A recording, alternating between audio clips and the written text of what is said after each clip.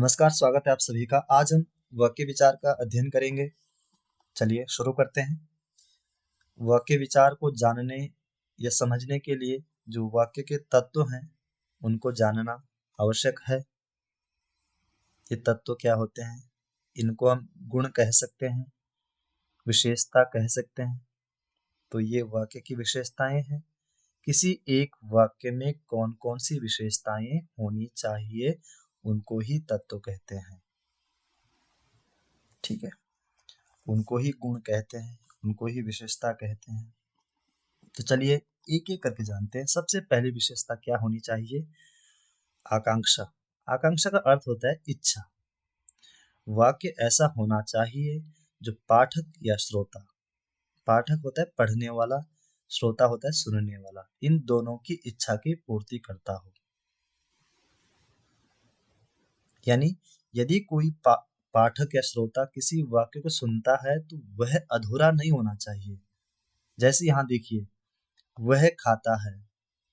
यहाँ पर कहीं ना कहीं जो पाठक है, जो श्रोता है, जब इस वाक्य को सुनेगा तो उसके मन में एक सवाल अवश्य उठेगा, क्या खाता है?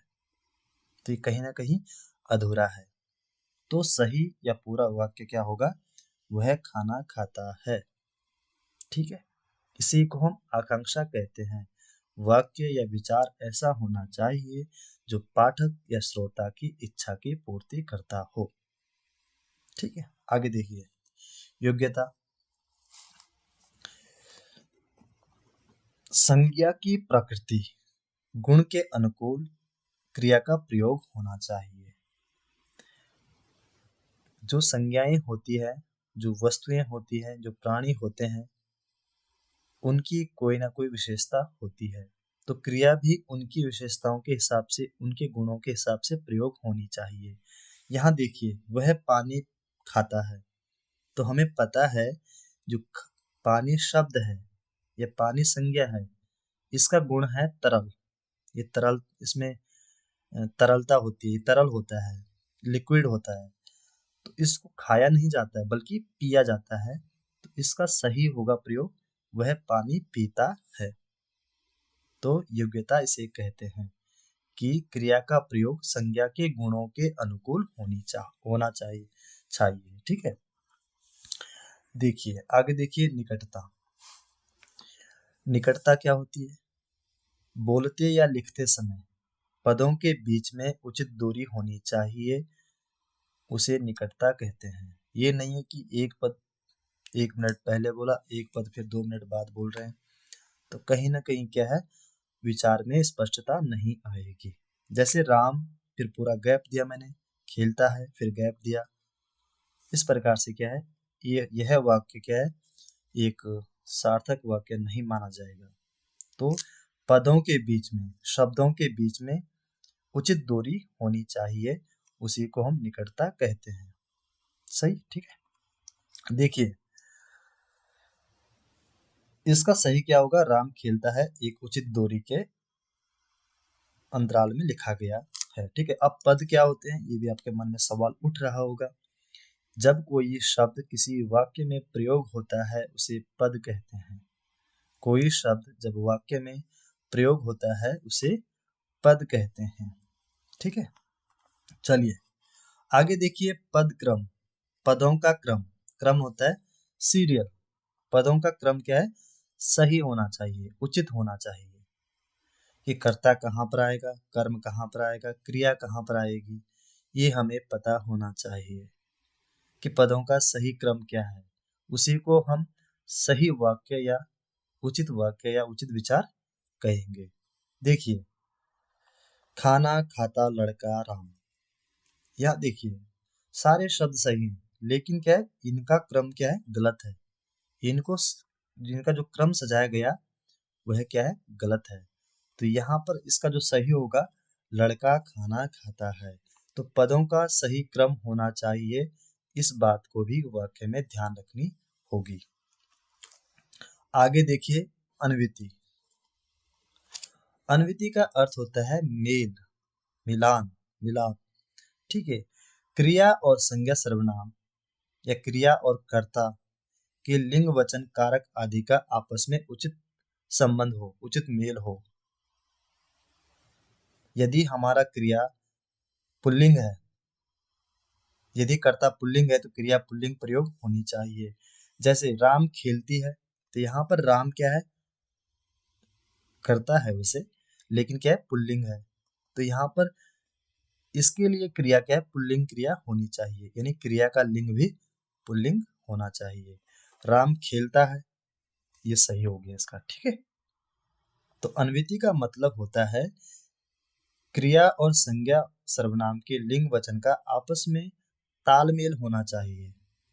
ऐसा नहीं है कि क्रिया हमारी पुल्लिंग है और कर्ता स्त्रीलिंग है। तो क्रियाओं का आपस में क्रिया और संज्ञा सर्वनाम शब्दों का आपस में तालमेल होना चाहिए। किसके अनुसार? लिंग वचन कारक और काल के अनुसार, ठीक है। चलिए आगे देखिए, सार्थकता। एक और गुण होना चाहिए वाक्य में, सार्थकता। वाक्य में सार्थक व संगत शब्दों का प्रयोग होना चाहिए। एक बात तो ये कही गई है कि सार्थक शब्द होना चाहिए। अब सार्थक शब्द क्या होता है आपको पता है, क्योंकि शब्द विचार में ये आपने पढ़ा होगा कि वह वर्णों का वह समूह जो एक निश्चित अर्थ देता है उसे शब्द कहते हैं। तो सार्थक शब्दों का प्रयोग होना चाहिए। दूसरी बात क्या है, संगत शब्दों का। कभी कभी क्या होता है, शब्द सार्थक होता है लेकिन संगत नहीं होता है। यहाँ पर देखिए, मैं पढ़ाई किया, यहाँ पर क्या है, शब्द तीनों के तीनों सार्थक है लेकिन संगत नहीं है। संगत क्या होंगे, मैंने पढ़ाई की, ठीक है। तो इस प्रकार से आपको पता होना चाहिए कि यदि किसी वाक्य को हम बनाते हैं तो ये तमाम 6 बातों का ध्यान रखना होगा। यदि ध्यान नहीं रखोगे तो आप किसी वाक्य को विश्लेषित नहीं कर सकते हैं, ना ही आप ये बता सकते हैं कि किसी ने कोई बात कही है या कोई वाक्य कहा है या लिखा है वह कितना सार्थक है, उसमें क्या गलती है, ये आप नहीं ढूंढ पाओगे, ठीक है। तो ये बातें आपको पता होनी चाहिए। खासकर जब आप व्याकरण को पढ़ते हैं तो आपको बड़ी क्लास में व्याकरण में वाक्य में प्रयुक्त किए गए शब्दों या पदों का विश्लेषण करना पड़ता है, परिचय देना पड़ता है। वहां पर इन बातों का ध्यान रखा जाता है। चलिए आगे। इन सब बातों का अध्ययन करने के बाद अब हम वाक्य की परिभाषा दे सकते हैं, ठीक है। देखिए क्या लिखा गया है यहाँ पर, वाक्य सार्थक शब्दों का ऐसा व्यवस्थित समूह है जिससे अपेक्षित अर्थ की स्पष्ट एवं व्यवस्थित अभिव्यक्ति होती है। सरल शब्दों में देखिए, शब्दों के व्यवस्थित व सार्थक समूह को वाक्य कहते हैं, ठीक है। और या यदि हम इन अंगों को भी ऐड करते हैं, सबको, इन तत्वों को, तो हम इस प्रकार से कह सकते हैं, वाक्य शब्दों का वह समूह है जिसमें सार्थकता, अन्विति, पद क्रम, निकटता, योग्यता और आकांक्षा का ध्यान दिया जाता है, ठीक है। तब भी यह वाक्य की परिभाषा बन सकती है, ठीक है। चलिए आगे चलते हैं। अब बात करते हैं वाक्य के अंग। किसी वाक्य में कितने अंग होते हैं, हम उसके कितने हिस्सों में उसे बांट सकते हैं। तो हमारे पास वाक्य के 2 अंग होते हैं, उद्देश्य और विधेय। विधेय और उद्देश्य में क्या अंतर है ये जानेंगे, ठीक है। सबसे पहले ये जानेंगे कि उद्देश्य क्या होता है। वाक्य में जिस संज्ञा सर्वनाम के बारे में कुछ कहा जाए उसे उद्देश्य कहते हैं। यह हम सरल शब्दों में कहें कि जिसके बारे में बात की जाए, किसी वाक्य में जिसके बारे में बात की जाए उसे उद्देश्य कहते हैं। जैसे राम सो रहा है, यहाँ पर राम के बारे में बात हो रही है तो राम ही उद्देश्य है, ठीक है। उद्देश्य पहचानने का सबसे सरल तरीका यह है कि जिसके बारे में बात की जाती है उसको हम उद्देश्य कहते हैं, ठीक है। अब देखिए उद्देश्य में कौन कौन से आते हैं। उद्देश्य का विस्तार है कि एक उद्देश्य को हम कहाँ तक माने। उद्देश्य सिर्फ एक ही शब्द नहीं हो सकता है। कभी कभी हमारे पास इतना लंबा वाक्य आ जाता है कि वहां पर उद्देश्य को छांटना मुश्किल हो जाता है। तो हमारे पास एक पैरामीटर है कि किसी उद्देश्य में हम किन किन शब्दों या पदों को ले सकते हैं। सबसे पहले कर्ता, ठीक है। दूसरा है कर्ता का कारक यदि हो तो। तीसरा है कर्ता का विशेषण यदि हो तो ये तीन बातें उद्देश्य में आएगी। लेकिन कर्ता आवश्यक है, कर्ता का कारक चिन्ह हो या ना हो, कर्ता का विशेषण हो या ना हो, लेकिन कर्ता होना आवश्यक है, उसी को हम उद्देश्य कहते हैं। ये केंद्र में है, बाकी ये दो जो गुण है या अंग है ये हो तो हो, ठीक है, नहीं हो तो तब भी क्या है, कोई दिक्कत नहीं। जैसे देखिए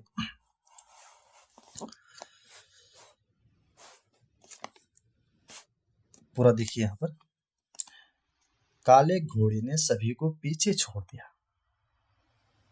यहाँ पर काला या काले विशेषण है किसका, घोड़े का। ने क्या है, कारक चिन्ह है किसका, घोड़े कर्ता का। तो इन तीनों शब्दों को हम क्या कहेंगे, उद्देश्य कहेंगे। इस प्रकार की कंडीशन अगर आएगी तो आपको जब भी इतना लंबा वाक्य अगर आपके पास आएगा और आपको कहा जाए कि उद्देश्य और विधेय को छांटिए, तो उद्देश्य में क्या है, काले घोड़े ने, ये सारा आएगा इतना। सिर्फ आप घोड़े को अंडरलाइन नहीं करोगे, इन तीनों शब्दों को करोगे, ये ठीक है, ये उद्देश्य पद हो गया एक, ठीक है। अब देखिए विधेय क्या होता है, उद्देश्य के बारे में जो बात की जाए, जो कुछ भी कहा जाए उसे विधेय कहते हैं। विधेय क्या है, उद्देश्य के बारे में जो कुछ कहा जाता है उसे विधेय कहते हैं। अब यहाँ पर भी एक और बात, विधेय का विस्तार क्या है, क्रिया तो होती ही है, क्रिया को हम विधेय कहते हैं, लेकिन क्रिया का विशेषण हो वो भी विधेय में आएगा। कर्म होगा वो भी विधेय में आएगा, कर्म का कारक या कर्म का विशेषण होगा वो भी क्या है, विधेय में आएगा। और अन्य पूरक शब्द जो होंगे उनको भी विधेय में लिखा जाएगा, ठीक है। एक बात ध्यान रखना कि उद्देश्य में से तीन बातें आएगी, बाकी जो कुछ बचता है विधेय में आएगा, अन्य पूरक शब्द में आ गया है, ठीक है। ये तब की बात है जब क्या है, ये सारे गुण उसमें किसी वाक्य में होंगे। यदि नहीं होंगे तो कोई बात नहीं। अगर किसी वाक्य में एक कर्ता है और एक क्रिया है, राम घर गया, तीन शब्द हैं, ठीक है, तो यहाँ पे क्या है, बाकी पूरक शब्द नहीं है तो हम कहाँ से लाएंगे, ठीक है। तो देखिए यहाँ पर एक वाक्य लाया मैंने, उसने गर्म पानी धीरे धीरे पिया। यहाँ पे उसने तो करता है, उद्देश्य है, ये इसको हम उद्देश्य मानेंगे। गर्म पानी, पानी क्या है, कर्म है, कर्म का विशेषण क्या है, गर्म, और धीरे धीरे क्या है, क्रिया विशेषण है, और पिया क्रिया है। तो इन चारों पांचों शब्दों से ये विधेय बना है।